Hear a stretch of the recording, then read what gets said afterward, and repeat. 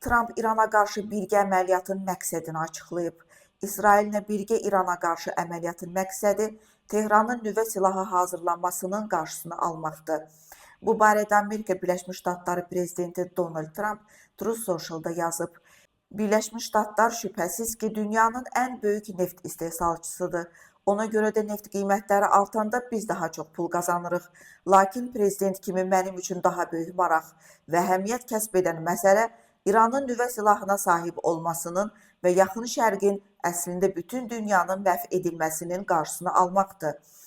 Mən heç vaxt bunun baş verməsinə icazə verməyəcəyim. İranın yeni lideri Müçtəbə Xameneyi isə xarici güclərin ölkəni parçalamaq cəhdlərinin qarşısının alındığını bəyan edib. Bunu İranın yeni ali lideri xalqa ilk müraciətində bildirib. İranın yeni lideri həmçinin Hörmüz boğazı ilə də bağlı danışıb. Hörmüz boğazının bağlanmasından mütləq təzyiq kimi istifadə edilməlidir. O bəyan edib ki, qonşu ölkələrlə dostluğa inanır, amma Amerika Birləşmiş Ştatlarının hərbi bazaları oralarda bağlanmalıdır. Amerika Birləşmiş Ştatlarının bazaları bağlanmasa, onlara hücumlar davam etdiriləcək.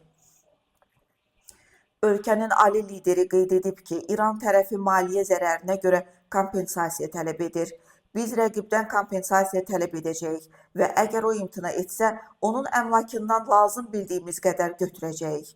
Əgər mümkün olmasa, onun əmlakının eyni miqdarını məhv edəcəyik.